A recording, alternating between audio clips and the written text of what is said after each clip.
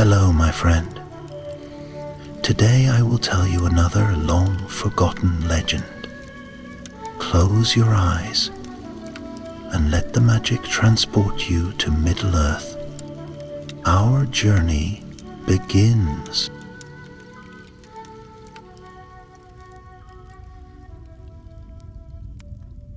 The wind sighed through the golden reeds of linden, whispering like the echoes of a song long forgotten. The sea lay beyond, vast and endless, stretching toward a horizon bathed in twilight. And there, upon the shores of Middle-earth, stood Elendor, alone. He had watched the last ships depart. The silver sails had caught the light of the setting sun one final time before vanishing upon the straight road, the hidden path that led beyond the circles of the world toward the undying lands. The havens were empty now, save for the murmuring tide and the ruins of a once thriving haven of elvendom. Still, Elendor remained. It was not that he did not long for Valinor. He had dreamed of it since the days of his youth, when he had stood in the court of Gil-galad listening to tales of the Blessed Realm. They had spoken of lands where sorrow did not dwell, where no shadow could reach, where the light of the two trees had once bathed the world in gold and silver. And yet, something within him resisted.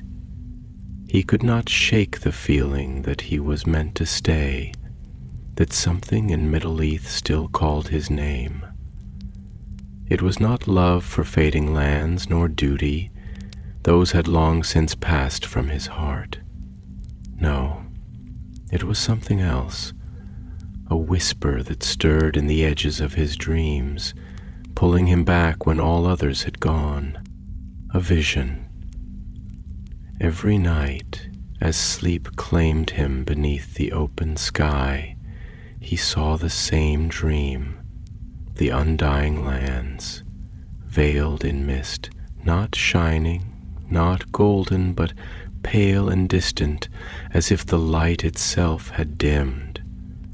And in the heart of that dream, he heard the sea weeping. He did not speak of it to the others before they left. What purpose would it serve? They would call it sorrow, the weight of a long life spent in exile, the grief of the firstborn as they faded from the world of men.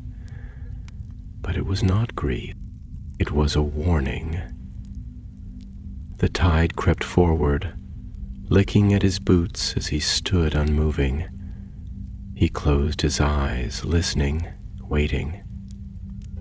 The sea whispered, as it always did, but tonight another sound rose beneath it. A hum, a pulse, a breath that was not his own. Elendor opened his eyes. The waters shimmered in the fading light, and at his feet, half buried in the wet sand, something gleamed. A crystal. He knelt, brushing away the sand with careful fingers, revealing a shard of stone unlike anything he had ever seen. It was no mere jewel. Its surface pulsed, not with light, but with something deeper, something alive. It was cool beneath his touch, yet it throbbed like a heartbeat, and as he gazed into its depths, a whisper stirred in his mind. Not all who sail find the light. Some are lost beyond the world. A shudder ran through him. He had heard this voice before, not in the waking world, but in his dreams. It was the voice that called him back, that kept him from boarding the ships, that filled him with unease when he looked westward. He clenched the shard in his palm, and the world around him shifted. The sea darkened, the sky deepened into an endless void, and before him, through the mist he glimpsed a great shore, a shore not of silver light, but of shadows curling like mist upon a land that should have been untouched by darkness. The vision broke like the tide receding, and Elendor gasped, staggering back. He was on the shore once more, the stars above flickering like distant embers. The shard lay in his hand, silent, but no longer cold. It was warm now, as if it had woken, and he knew he could not leave, not yet. Something was wrong, something was waiting. The answers lay beyond the ruins of this fading world, hidden in the last remnants of elvendom. If the truth of his vision was to be found, it would be among the old places, the places that still whispered of Valinor, of the world before the breaking of the seas. His journey would begin at the heart of Middleath's long memory. He turned from the sea and walked into the night, the shard pulsing softly in his hand, the weight of fate pressing upon his shoulders like the final sigh of a dying star. The road that wound inland from the Grey Havens was ancient, its stones worn smooth by the passing of countless feet over the long ages of the world.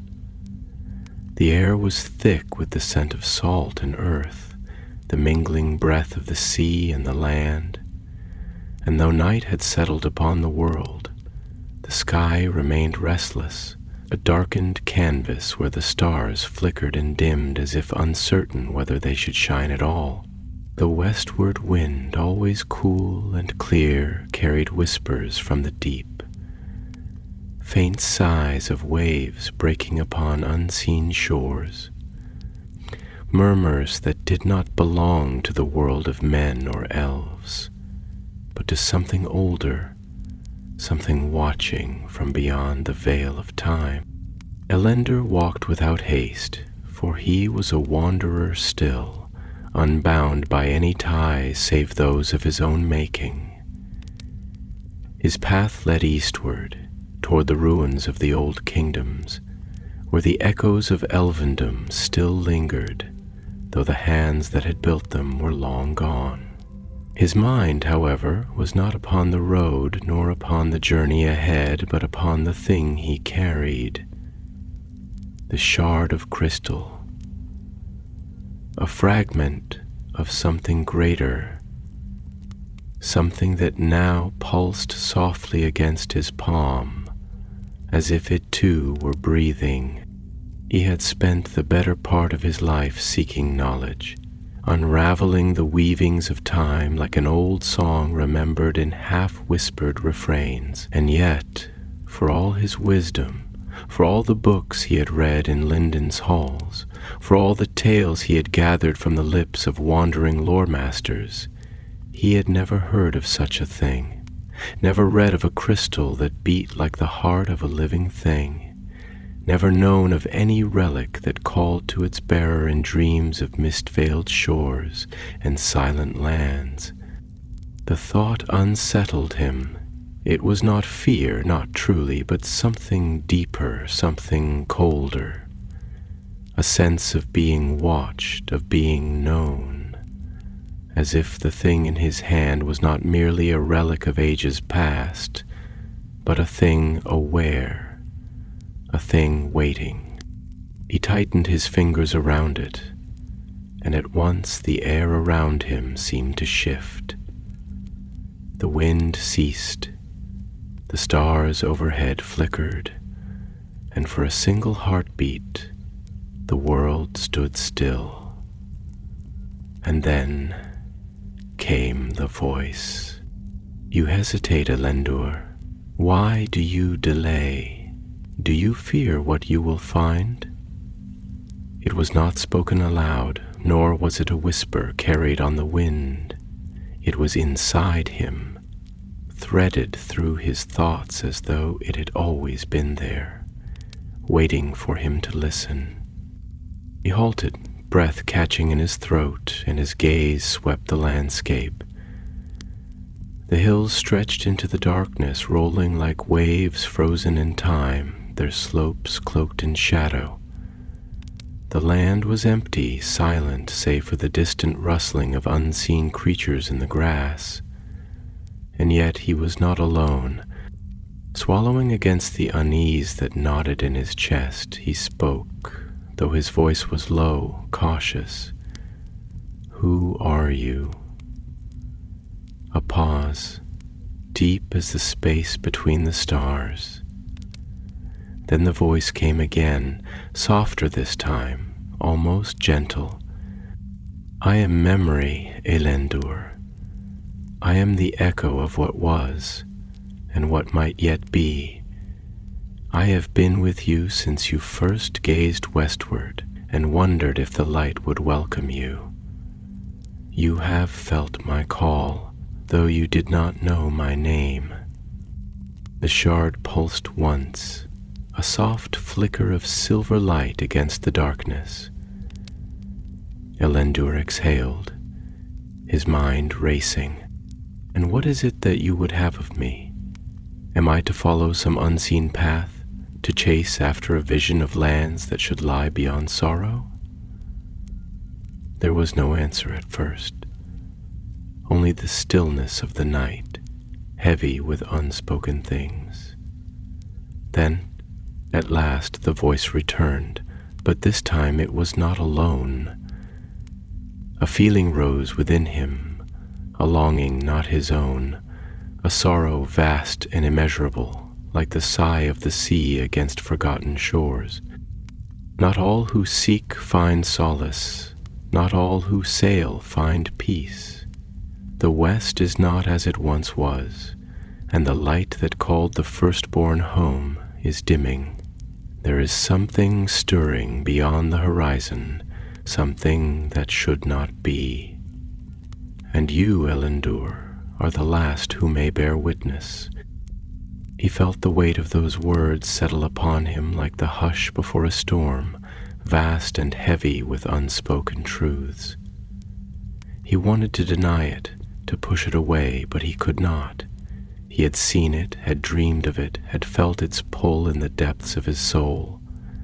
He closed his eyes, inhaling deeply, and when he spoke again, his voice was steadier.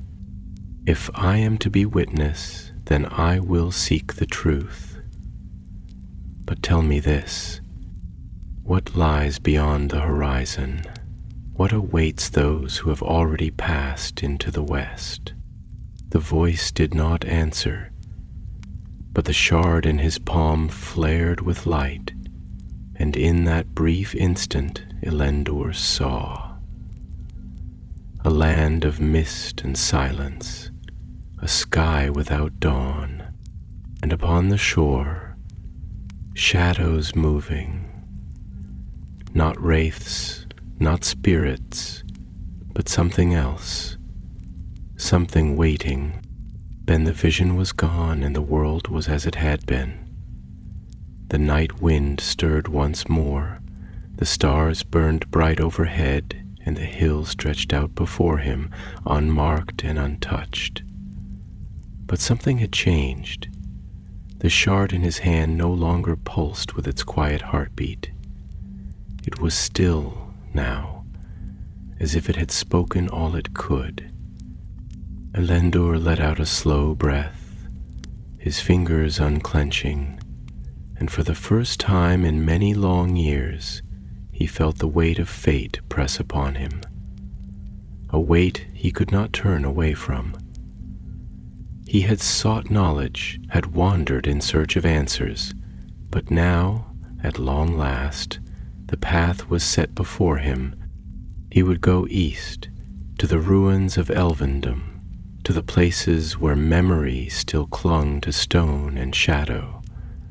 He would seek the last remnants of those who had once gazed upon Valinor and known its true light.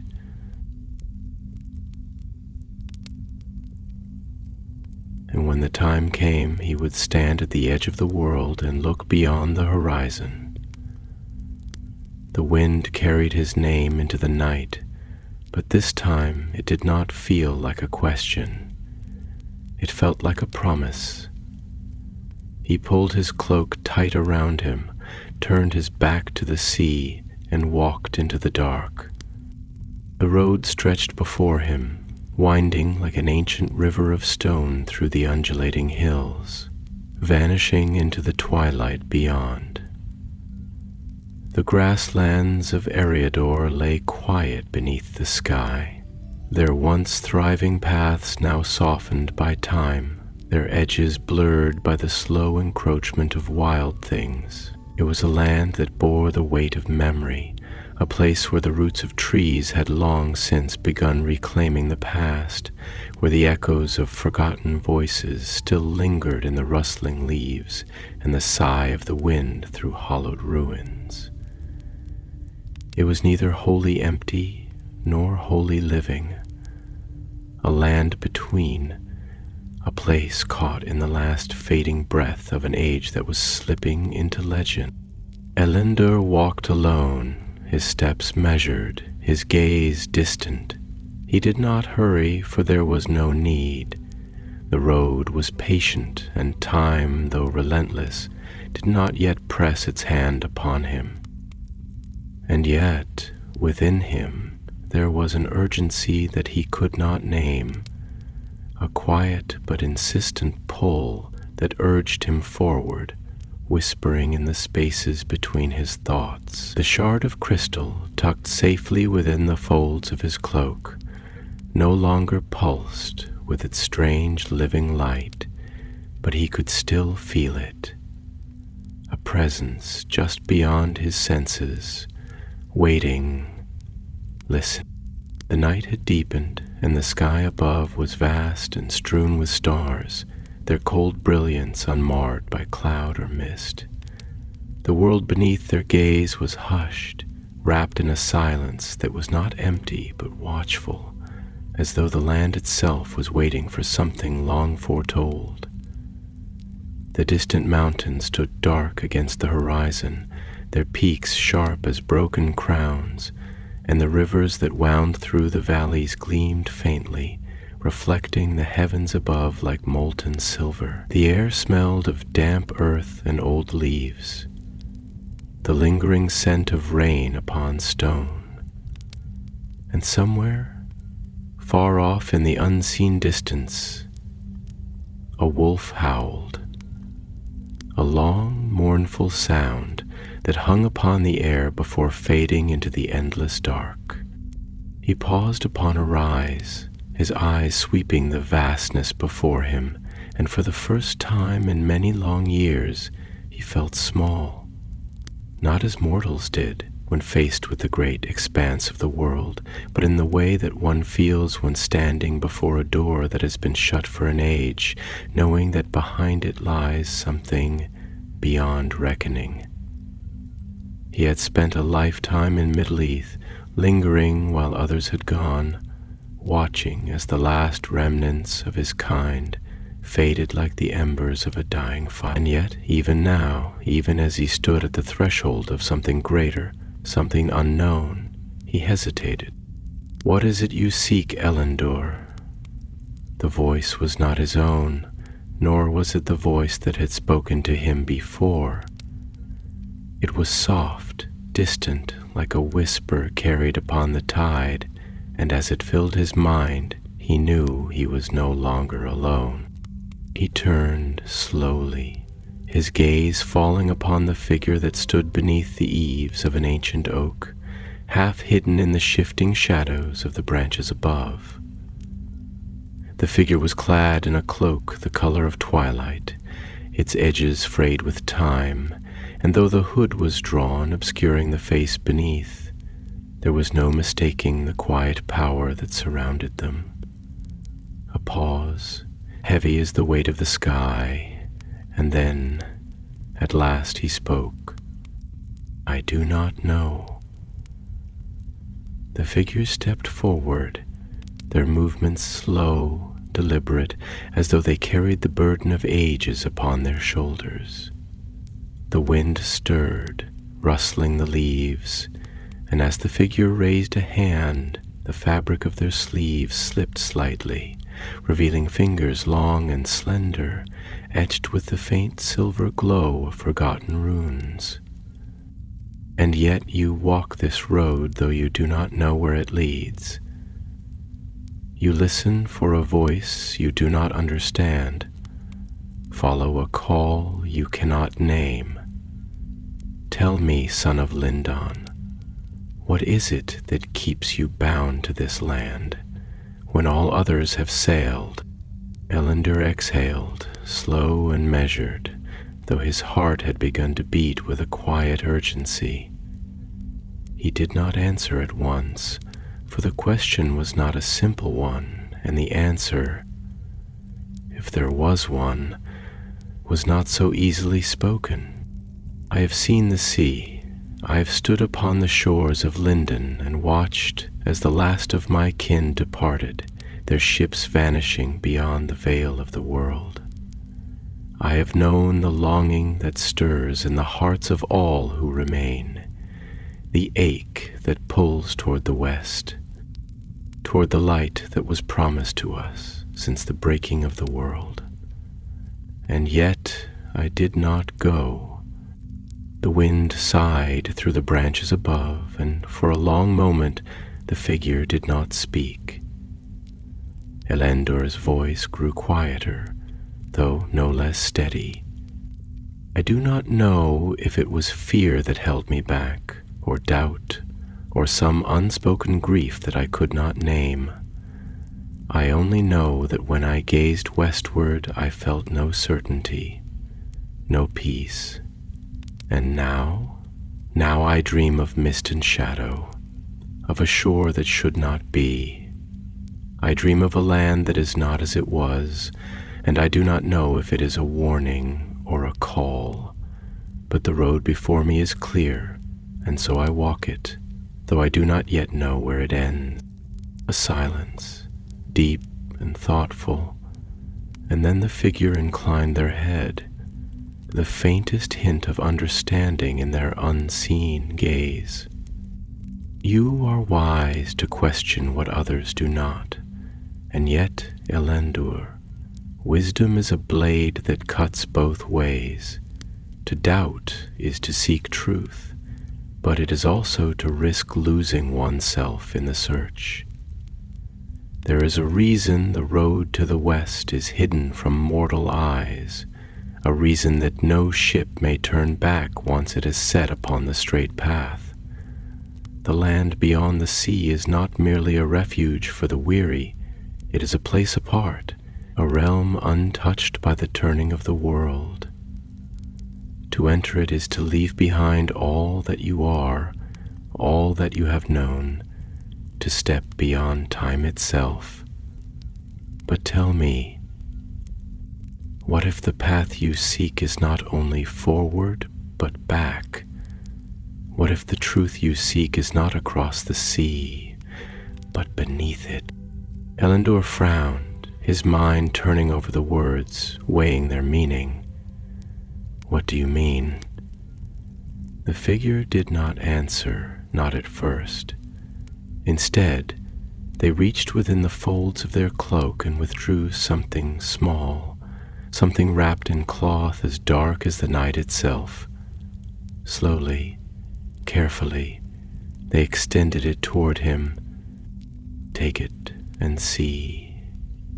He hesitated only a moment before reaching out, his fingers brushing against the fabric as he took the offered thing into his palm. The cloth was cool, impossibly soft, and as he peeled it back, his breath caught in his throat. For there, nestled within the folds, was another crystal, a twin to the one he carried. And in its depths, something stirred. Elendor stood motionless, his fingers tightening ever so slightly around the strange crystal now resting in his palm, its weight deceptively light, yet its presence an undeniable force pressing against his mind. The night air was thick with silence, though not the natural quiet of an empty land, but something heavier, something filled with meaning, as if the very earth was waiting, listening, holding its breath. The stars above gleamed like distant watchers, cold and detached, scattered across the black tapestry of the heavens, their pale fires whispering of things long past, of ages lost to the turning of the world. The wind stirred through the ancient oak branches above him, moving in slow, restless sighs, carrying with it the scent of damp earth, the memory of rain and something more, something distant, unfamiliar, a scent that clung to the edges of his senses like a half-remembered dream, slipping away the moment he tried to grasp it. The land around him, though quiet, was not empty. The very grass beneath his boots seemed alive with the hushed murmur of unseen things. The shadows at the edge of the trees shifting, not with movement, but with a presence that was neither hostile nor welcoming. It was as if he stood on the threshold of a place where the past had not yet released its hold, where time had curled inward like a snake devouring its own tail, coiling upon itself in silent remembrance. His gaze flickered from the crystal to the cloaked figure before him, the hooded stranger whose presence was like the wind before a storm, subtle, weightless, but charged with the promise of something inevitable. The figure had not moved, had not spoken, yet Elendor could feel the weight of their gaze upon him, measuring, considering, and though the night was cool, a bead of sweat traced a slow path down the side of his temple, though he knew not whether it was from unease or something deeper, something more fundamental, the weight of realization pressing upon him like the slow, inevitable descent of dusk upon the world. When at last he spoke, his voice was quiet, but there was steel beneath the softness, a steadiness that had been tempered in years of wandering, in long nights beneath open skies, in the silent grief of watching all that he had known slowly fade from the world. "This is the same as mine," he said, lifting the crystal slightly, tilting it so that the starlight caught within its depths, refracting in shifting patterns of silver and blue, like moonlight upon restless water. No, perhaps not the same, but akin. A twin, perhaps, or something even more entwined than that. And yet, I have never seen its like before, not in Lindon, not in the halls of Elrond, nor in any of the places where the wisdom of the Eldar still lingers. What manner of thing is this that it should call to me? And why now, when all that I have known has gone beyond my reach? The figure inclined their head slightly, the motion slow, deliberate, as though considering how best to shape their words, as though the answer was not merely something to be given, but something that must be unraveled, thread by thread. "You have spent long years searching, Elendor, though you do not name it as such. You have wandered the roads of Middle-earth, watching the fading of the firstborn, the passing of all that was once great. You have seen the halls grow empty, the forests fall silent, the light of old stars grow dim, and yet, in all your seeking, you have never truly asked yourself what it is you hope to find. You say you did not sail with your kin, but do you know why? Not just in your mind, but in the marrow of your being. Can you speak the reason aloud, without hesitation, without doubt?" Elendor frowned, and for a long moment he did not answer. His grip upon the crystal tightened, as though by holding it he might steady the thoughts that swirled within him like fallen leaves upon a restless stream. He had asked himself that question before, many times in fact, but always in silence, always in the privacy of his own mind, where the answer could remain half-formed, lingering just beyond the edge of understanding. But now, beneath the weight of the stranger's gaze, beneath the vast expanse of the sky that had watched uncounted ages pass, the words felt heavier, as though speaking them would make them real in a way they had never been before. At last he exhaled, a slow breath that felt as though it carried with it something deeper than mere air, something that had been locked within him for too long. "Because I was not certain that Valinor was still the land we were promised," he said at last, the words feeling strange upon his tongue, though they had lived within him for years. "Because I felt the call of the sea, as all our kind do. But when I looked upon the horizon, I saw not light, but shadow. Because I could not cast aside the thought that the world we leave behind is not the only one that fades, that perhaps what lies beyond the circles of the world is not untouched, not unbroken." The figure was silent, but in that silence there was no surprise, only the quiet patience of one who had been waiting for the words to be spoken aloud. "Then you have seen the truth already, though you did not know it," the strangers said at last, their voice softer now, almost reverent. "Not all who sail find the light.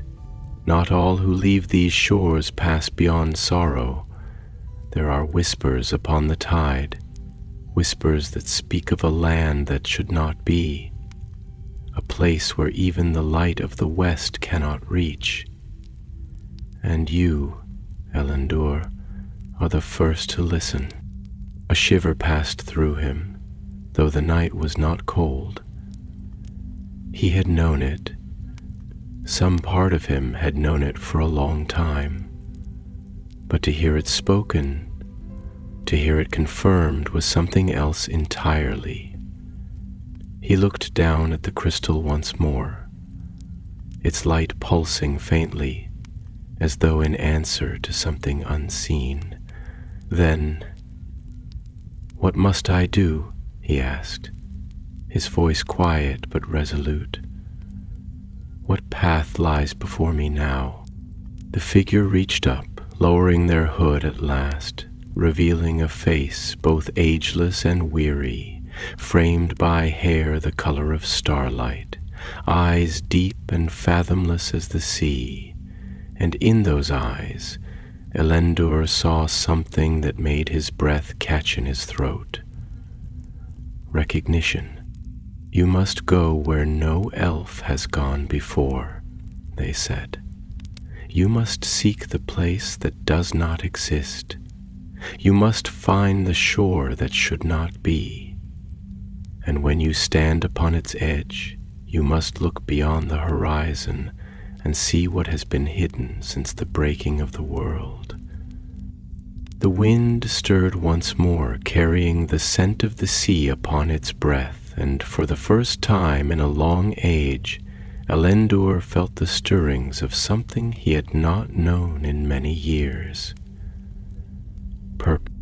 The night stretched out before him, vast and unbroken, the heavens above glimmering like an endless field of quiet flames, ancient and cold. The stars, scattered like the dust of forgotten ages, watched with impassive light, their glow so distant that they seemed not of this world, but of something beyond it, an echo of the first days when the world was young, when the elves still walked beneath their brilliance, unwearied by time, unsullied by sorrow. And yet, beneath that eternal sky, the earth lay still, hushed in the breathless silence of waiting, as though it too felt the weight of something approaching, something stirring at the edges of the unseen, like the slow shifting of tides before a coming storm. Elendor stood unmoving. His fingers curled around the strange crystal that pulsed faintly in his palm, its light flickering like the embers of a dying fire. Uncertain whether it would fade into darkness or flare once more into brilliance, his thoughts turned inward, winding through the corridors of memory, touching upon moments long past, the white shores of Lindan where the last ships had departed and he had remained behind, his feet rooted to the land even as his kin sailed beyond the circles of the world, the long nights wandering beneath trees that no longer sang, in forests where the voices of the Eldar had become mere whispers on the wind, the ruins of ancient halls, once filled with laughter and light, now empty, their stones cold and abandoned, as if the very earth itself sought to forget them. And now before him stood this stranger, this being whose presence seemed less like that of a living soul and more like the memory of one, a figure wrapped in shadow and silence, their face etched with the weight of years beyond counting. Their eyes, deep as the abyssal waters of the sundering seas, held something within them that made his breath slow, something old, something vast, something that stirred a nameless recognition within him, though he could not yet grasp why. At last the stranger spoke, their voice a quiet thing, yet filled with the gravity of something inevitable, something that had waited a long time to be spoken aloud. The world you have known is fading, Elendor. You have seen it with your own eyes, felt it in your very bones, the slow unraveling of all that once was, the passing of an age into shadow. And yet you have lingered, though you do not know why. Tell me, do you believe that all things come to an end? Do you believe that even the light of the west, even the shores of the undying lands, are beyond the reach of time? Elendor did not answer at once. He turned his gaze outward toward the rolling hills that stretched into the darkness, their slopes bathed in the silver hush of starlight. The trees stood solemn and unmoving, their ancient limbs wrapped in the weight of years, their leaves whispering faintly as though speaking in a language long forgotten by those who once walked beneath them. The air carried with it the scent of distant rain, of dampened earth, of something deep and unspoken that lay beneath the surface of the world, unseen but ever present, like the sigh of something old and weary, something that had seen too many dawns. At last he spoke, his voice quieter than before, but filled with something more certain, something that had lingered beneath his thoughts for many years, but had never been given shape in words. I once believed that the undying lands were untouched, unbroken, that they stood apart from the turning of the world, a refuge for the weary, a place where time could not reach. But that belief was shaped by the songs of old, by the words of those who had never seen beyond the horizon themselves, and now I am no longer certain. There is something beyond the sea, something we were never meant to know. I have seen it in my dreams, in the mist that gathers upon the edges of my mind when I sleep. I have heard it in the whispers of the tide, in the quiet pull that tells me to stay when all others have gone. And if what I fear is true, if the light of Valinor is not as it once was, then what hope is there for any of us? The stranger tilted their head slightly, their gaze never leaving his, as though searching for something in the depths of his words. When they spoke again, their voice was softer, though no less certain. You are closer to the truth than you know, but truth is not a simple thing, nor is it easily born. You ask what hope remains, but tell me, Elender, was it hope that kept you here, or was it fear? Not the fear of what lies ahead, but the fear of what you might leave behind. The words struck something deep within him, something he had not wished to face, not truly.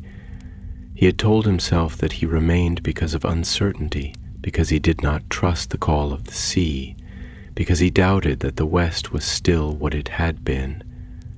But was that all? Or had there been something else, something unspoken, buried beneath the weight of years? Had he lingered because he feared that once he stepped upon that ship, once he crossed the sea, he would no longer be himself? That the journey itself would strip away all that he had been, leaving only a shadow of memory behind? He closed his eyes, exhaling slowly, feeling the night press around him, the vastness of the world stretching out on all sides. Perhaps, he admitted at last, the word a whisper upon the wind. Perhaps I feared that in crossing the sea I would cease to be myself, that whatever lay beyond the horizon would not welcome me as I am, but would demand that I become something else. Perhaps I feared that if I left Middle-earth, I would become a memory, just as all that I have known has become. A silence stretched between them, heavy and full of meaning. Then the strangers stepped forward, their presence impossibly light, as though they walked not upon the earth but through it, as though they were a thing woven from the fabric of night itself. They extended a hand toward him, palm open, fingers uncurled, and within that hand the second crystal gleamed, a mirror to the one he held, its light pulsing like a heartbeat, slow and steady. Then you must seek the truth for yourself, they said, and their voice was not a command, but something gentler, something inexorable. You must find the place where the past and future meet, where the veil between what is and what was grows thin. There are still places in this world where the memory of the West lingers, where the echo of its light has not yet faded. But time is against you, Elendor. The way is closing, and soon even the echoes will be lost. If you would know what awaits beyond the sea, then you must walk the road that none have walked before. He looked down at the crystal in his hand, then at the one they held before him. Slowly, hesitantly, he reached out, his fingers brushing against the smooth, cool surface.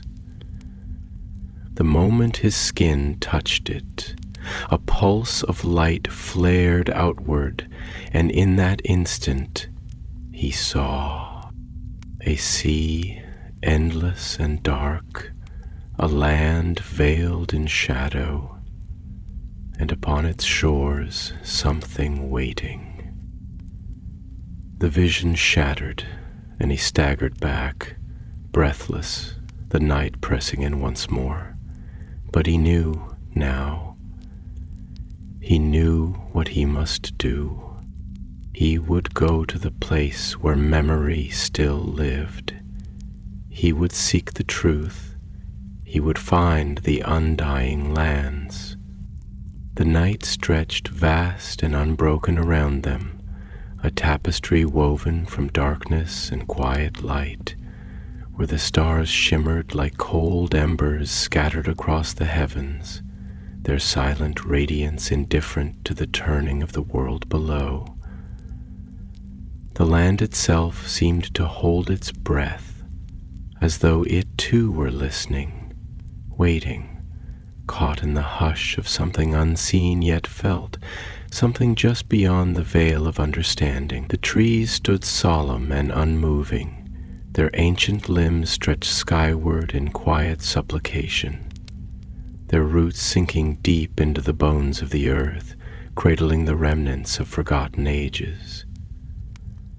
A faint wind stirred the grasses that grew in the spaces between, carrying with it the distant scent of rain, the memory of water long past, the whisper of unseen tides that lapped at unseen shores. Elendor stood motionless, the crystal still cool in his palm, though the pulse of light that had once stirred within it had now stilled, as though it too had been silenced by the weight of what had just passed between them. He felt unmoored, as if something within him had shifted, some certainty that he had clung to without knowing it had now been cast adrift, leaving only questions in its place. He had always believed, in some quiet part of himself, that whatever doubts gnawed at the edges of his mind, whatever nameless fears whispered to him in the quiet of the night, there had always been something unchanging beyond the horizon.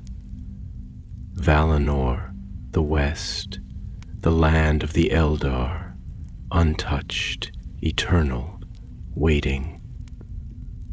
But now, that belief felt fragile, brittle as old parchment, its edges curling and blackening in the slow heat of doubt. He lifted his gaze to the figure before him, to the stranger who had, with only a handful of words, reshaped the foundation of what he had known.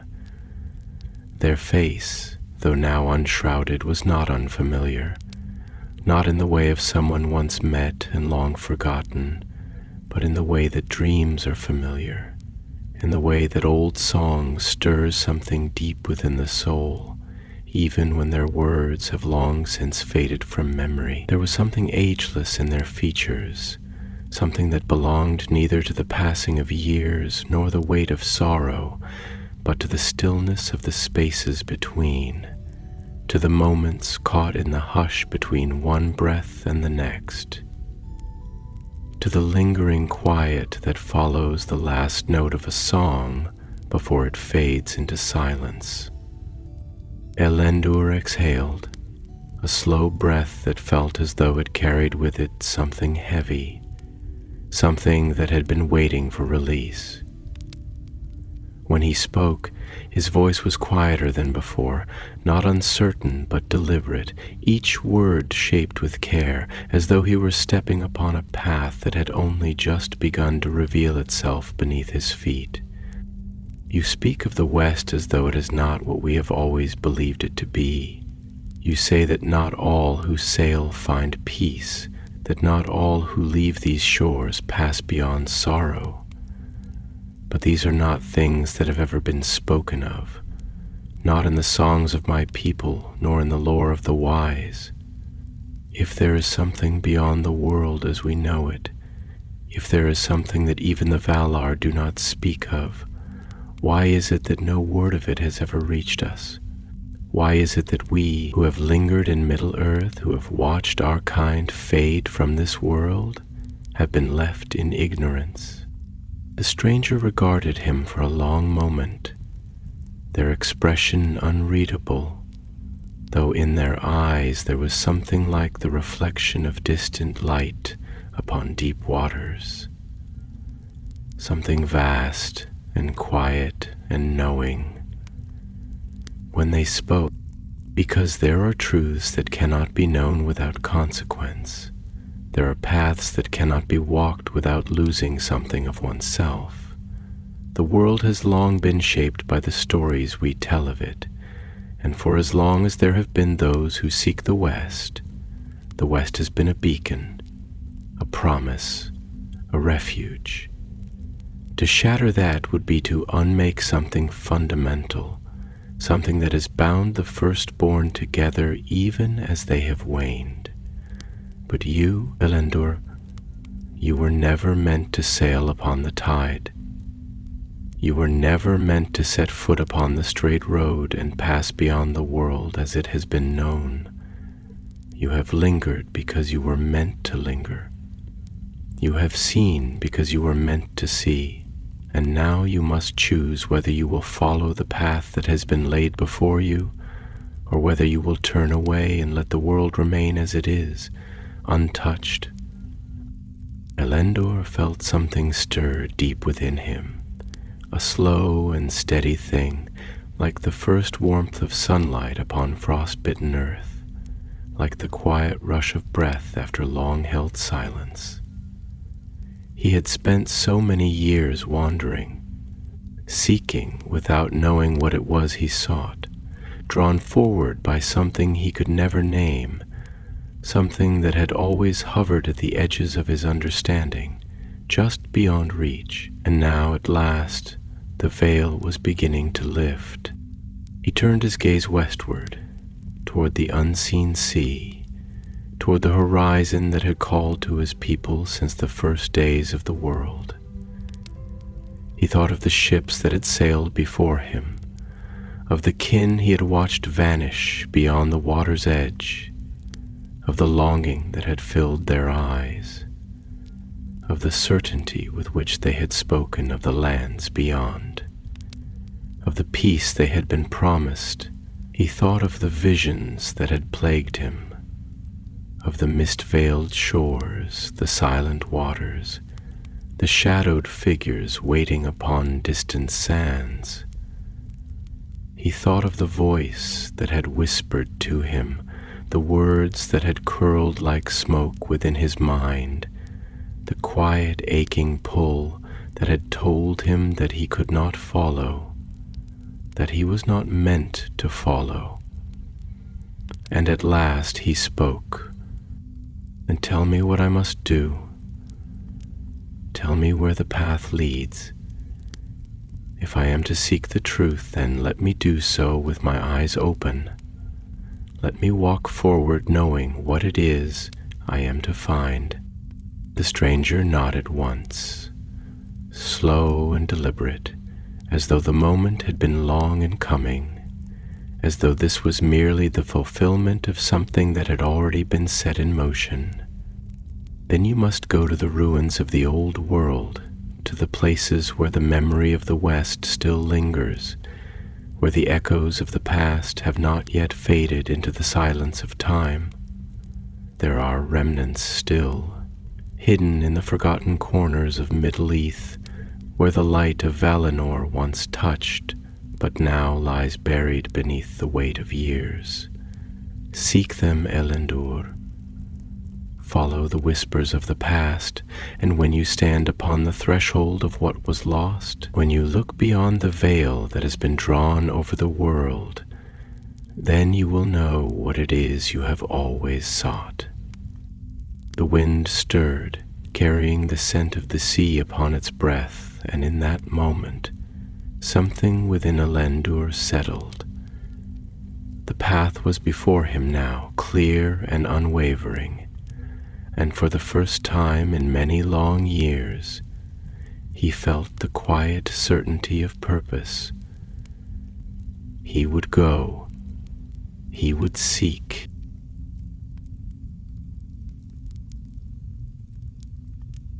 And when the time came, he would stand upon the edge of the world and look beyond the horizon. The road was long, winding through the hushed landscape like an ancient thread woven into the very bones of the earth, its course shaped by the slow hands of time and memory.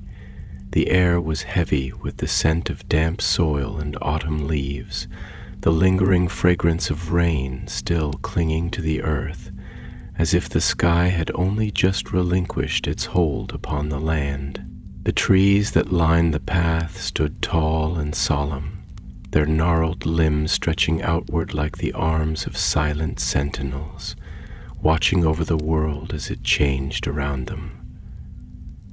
Their roots ran deep, gripping the unseen secrets of the past, holding them fast beneath the earth, where no living voice could recall them. And yet, There was something in the way the wind stirred the branches, something in the whisper of the leaves as they fell in slow spirals to the forest floor, that spoke of a knowing, of an ancient sorrow that could not be named. Elendor walked with purpose, though the weight of uncertainty still pressed against the edges of his thoughts, a quiet and persistent whisper that he could not ignore. The crystal, nestled within the folds of his cloak, no longer pulsed with the steady rhythm it once had, but he could still feel its presence, an unseen tether, a weight that was not merely physical, but something deeper, something woven into the fabric of his very being. It had become a part of him now, bound to him in ways he did not yet understand, a key to a door he had not yet found, but knew he must open. As he moved through the dim-lit world, his thoughts turned inward, tracing the paths of memory as one might follow an unseen river beneath the surface of the land. He thought of Lindon, of the white ships that had once graced its harbors, their sails filled with the breath of the sea as they vanished into the horizon. He thought of the voices of his kin, of the laughter that had once filled the halls of the Eldar, now little more than echoes in a world that no longer belonged to them. He thought of the sea, vast and unbroken, stretching endlessly toward the west, and of the doubts that had taken root within him when he had stood upon the shore, watching the last of the ships depart. The voice of the stranger lingered in his mind, their words like the embers of a fire still burning beneath the surface, illuminating thoughts he had not dared to speak aloud. Not all who sail find the light. Not all who leave these shores pass beyond sorrow. It was a truth that unsettled him, that rattled the foundation of all he had been taught, all he had once believed without question. For if even the West, the Undying lands, was not untouched by the slow decay of the world, then what hope remained? If the land beyond the sea, the land that had been a beacon to the Eldar since the first days, was no longer a sanctuary, then where could one go to find peace?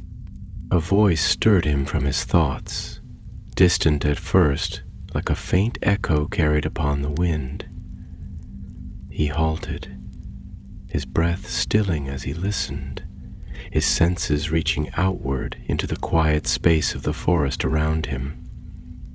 The wind shifted, moving through the branches with a sound that was almost a sigh, and in the stillness that followed, the voice came again, clearer this time, though no louder than a whisper. You seek the truth, but have you considered whether you are prepared to bear its weight?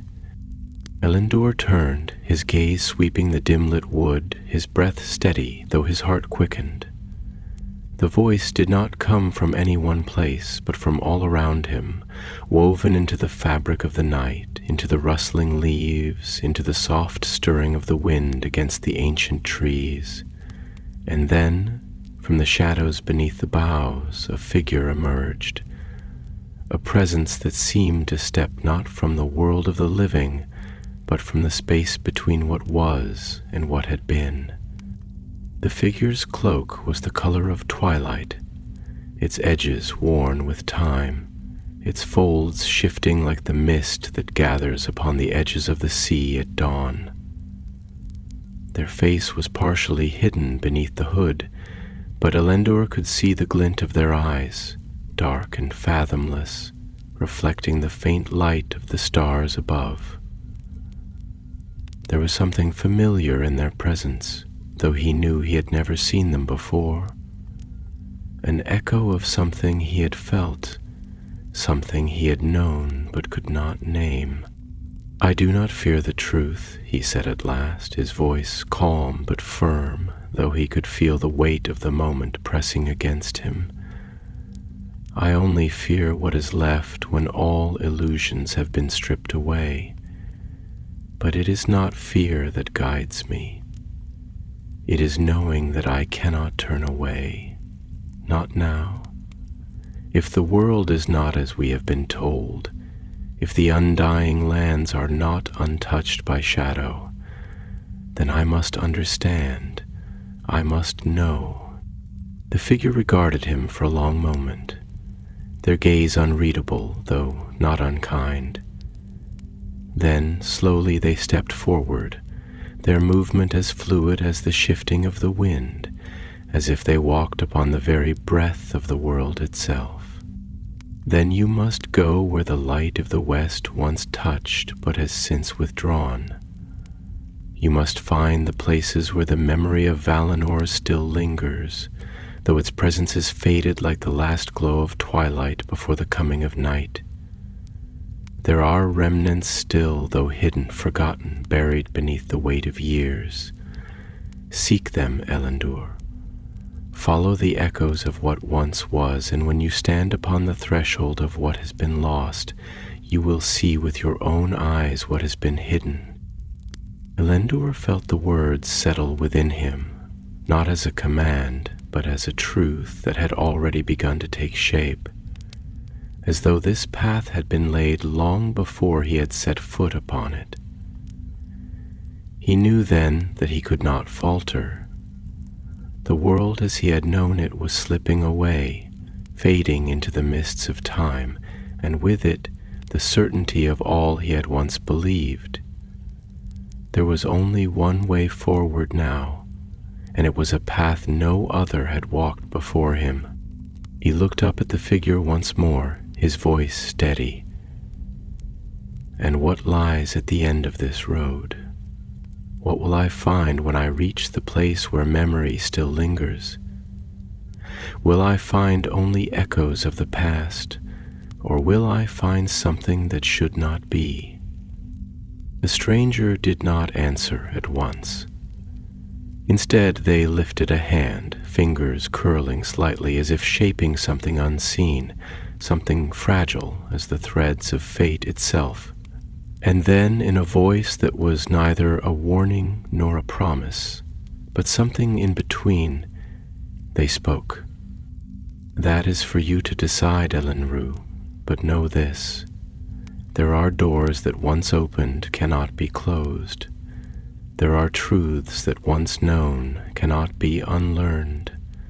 You seek knowledge, but knowledge is a burden, and not all who bear it emerge unchanged.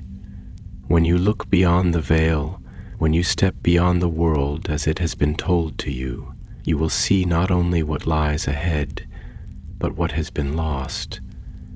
And you must ask yourself, do you truly wish to know?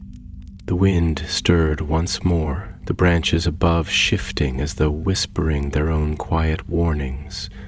But Elendur did not hesitate. He knew his path now, and he would follow it, even if it led him beyond the world he had known. The night pressed on, vast and heavy, stretching across the sky like an endless veil woven from silence and forgotten light, where the stars burned with an ancient indifference, their pale glow distant, cold, unwavering. The air was thick with the scent of earth and damp wood, the lingering trace of recent rain still clinging to the leaves, and somewhere beyond the reach of sight, a slow wind stirred the deep places of the world, moving like a thing half woken from slumber, sighing through the tangled branches of the forest like the breath of something unseen. Elendur walked onward, his steps steady but unhurried, his thoughts twisting like the unseen currents beneath a still lake, deep and unknowable. The path before him was old, though no feet had tread upon it in long ages, and the stones that once marked the way had been swallowed by creeping ivy and moss, claimed by the slow, unrelenting patience of time. There was something solemn in the air, a weight that pressed upon the land itself, as though the very earth remembered what had once been and mourned its passing, as though it still carried the echoes of voices long vanished, their songs now mere whispers, lost between the sighs of the wind.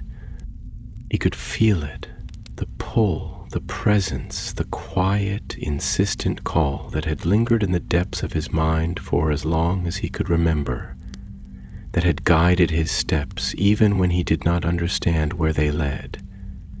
It was stronger now, a thread woven through his very being, drawing him forward with the certainty of a tide pulling toward an unseen shore. And yet with each step doubt lingered, curling like mist around the edges of his resolve, whispering of things unknown, of questions yet unanswered, of truths that, once learned, could never be set aside. The memory of the stranger's words clung to him, their weight not in the sound of them, but in the space they had left behind, in the knowledge that had been given yet remained incomplete, a door only half opened. There are truths that, once known, cannot be unlearned. Did he truly wish to know? It was a question he had not allowed himself to ask, for fear that the answer would be something he could not bear, something that would strip away what little certainty remained within him. For so long he had believed that he sought understanding, that he sought only to see with clear eyes, to walk a path unclouded by the half-truths and comforts of the past. But now, with the threshold before him, he wondered, had it ever truly been his choice, or had he merely followed a path that had already been laid, guided by something beyond himself, drawn forward not by his own will, but by the slow, inexorable pull of fate?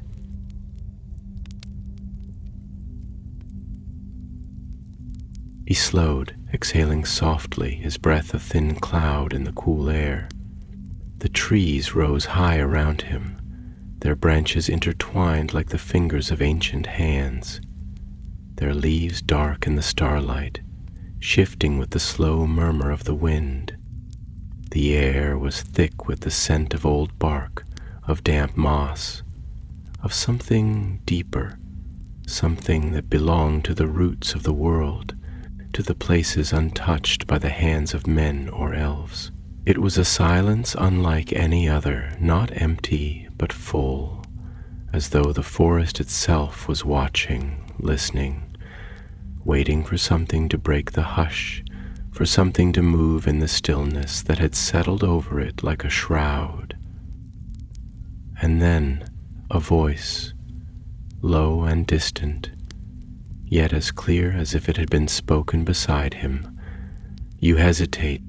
Elendor turned, though he already knew what he would see, the figures standing beneath the ancient boughs, half shrouded in the shifting gloom, their presence more shadow than flesh, their voice woven into the very fabric of the air.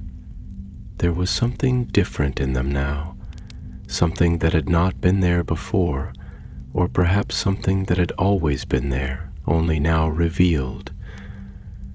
A weight, a knowing, a sorrow as old as the land itself.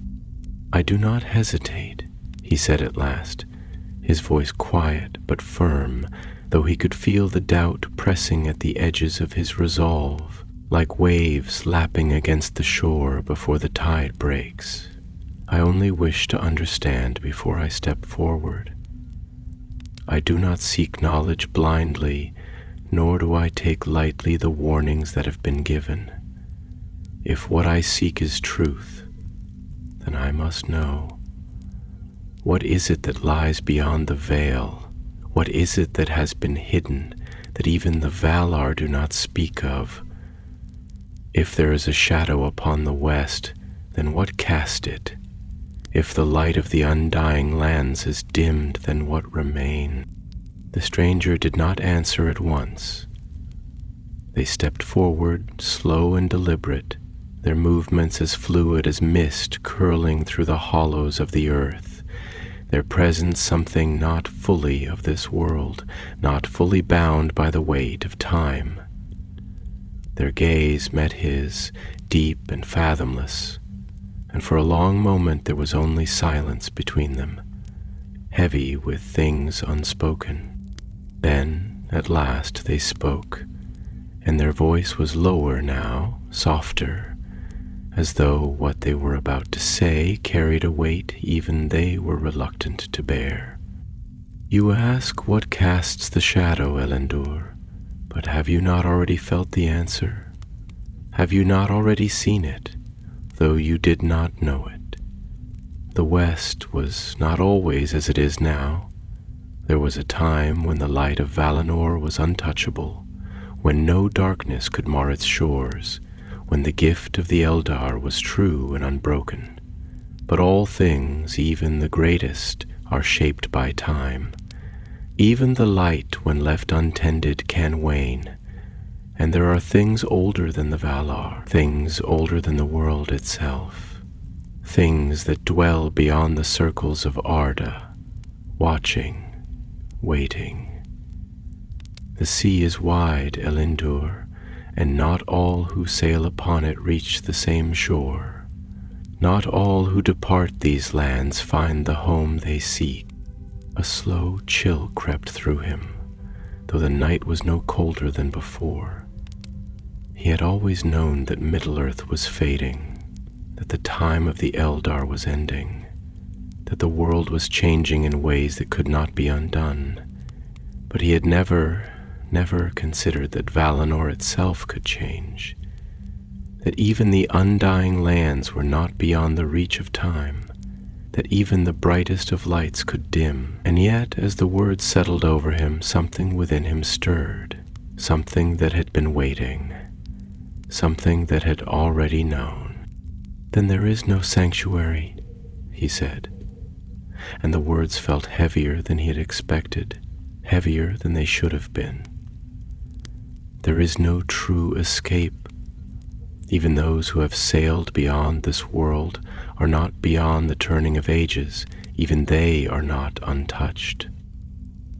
The stranger inclined their head, the faintest hint of sorrow in their gaze. You see now, but there is more, Elendor. The light does not fade on its own. Shadows do not rise unbidden. Something waits in the west, something that should not be.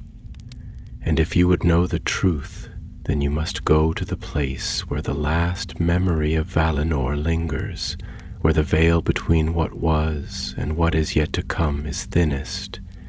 You must see with your own eyes. The wind stirred, carrying with it the distant scent of salt, of the sea, and in that moment he knew the time had come. He would go to the edge of the world, and he would look beyond the horizon. The sea lay before him, vast and unbroken, stretching beyond the limits of sight, beyond the knowing of the world, a realm of shifting waters and restless tides that had borne the first ships of the Eldar into the west and would bear the last of them before the final silence came. The sky above was veiled in a deep and endless gray, the stars dim and half hidden behind the heavy shroud of cloud and mist, their light no longer sharp and knowing, but distant, uncertain, as if even they had begun to wane. The wind moved across the water in long, slow currents, lifting the salt-heavy air in quiet sighs, tracing patterns that vanished as soon as they were made. And beneath it all, beneath the hush of the wind and the whisper of the tide, there was a sound that did not belong to the world as he had known it, a hum, deep and low, like the murmur of something vast and unseen, a resonance that pulsed through the air, through the earth, through the marrow of his very being. Elendil stood upon the last edge of Middle-earth, upon the worn and weathered cliffs where the land met the sea in a final, wary surrender, where the stone had been shaped not by hands but by time, by wind, by the endless patience of the waves. Below, the waters swelled and fell in slow rhythmic motion, the tide moving in long, deliberate breaths, as if the sea itself were alive, as if it too waited for something that had long been promised but had never come. The path had brought him here, as he had always known it would, from the moment he had taken the shard of crystal into his hands, from the moment the first whisper of doubt had settled into his thoughts, from the moment he had turned away from the ships and chosen to remain behind. Something had been calling him, drawing him forward, weaving itself into the pattern of his steps, shaping the course of his journey even before he had known it was a journey at all. And now, at the very edge of all things, at the threshold between what was known and what lay beyond, he stood. And he was afraid. Not the fear of death, nor the fear of pain, nor even the fear of what he might lose, but the fear of understanding, of stepping beyond the veil and seeing, with clear and unguarded eyes, the shape of the truth that had been hidden from the world. He had spent his life seeking knowledge, unraveling the mysteries of the past, listening to the voices of those who had come before, gathering fragments of what had been, in an effort to make sense of what was. And yet, in this moment, he knew that there were some truths that could not be learned without cost, some doors that, once opened, could never be closed again. A voice stirred behind him, quiet, steady, woven into the hush of the wind as though it had always been there, waiting. You have come to the end of all paths, Elendil, and now you must decide. Do you turn back, or do you step forward into the unknown? He did not turn at once.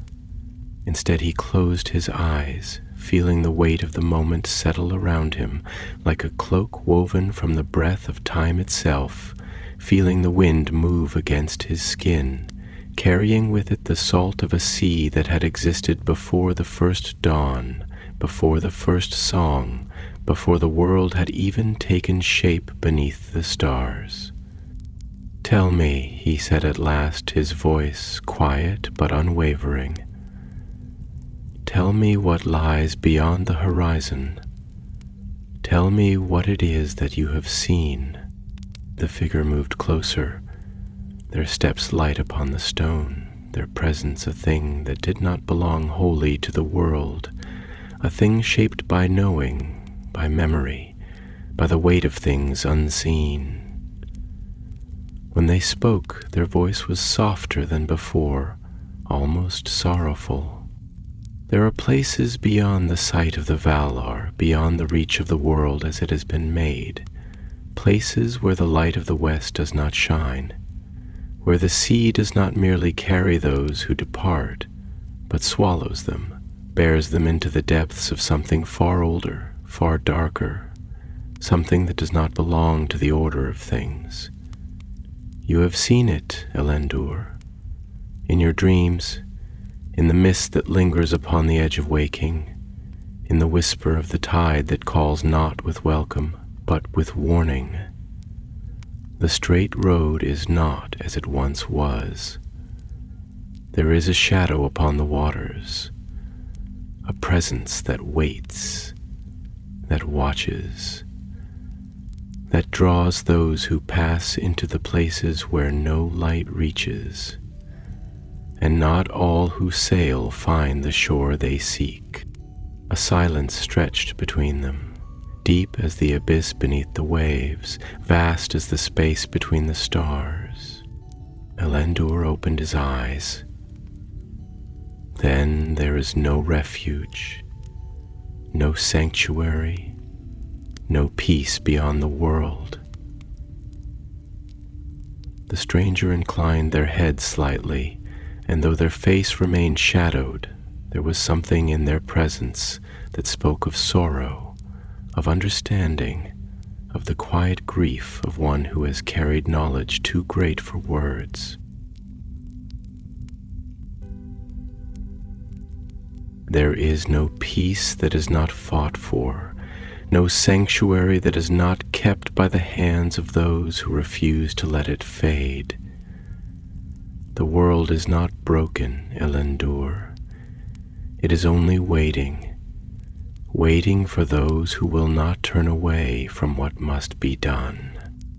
The wind rose, stirring the surface of the water below, and for the first time Elendor understood.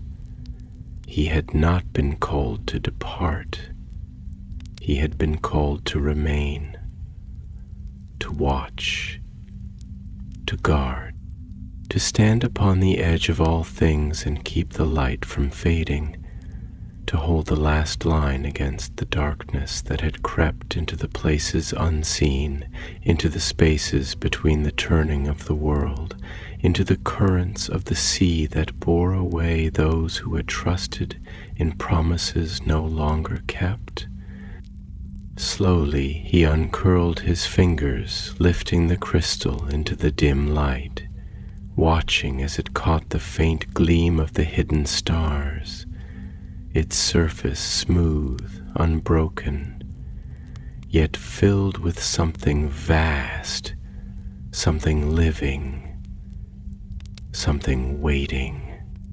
And then, without another word, he turned from the sea, from the horizon, from the call that had once held him captive.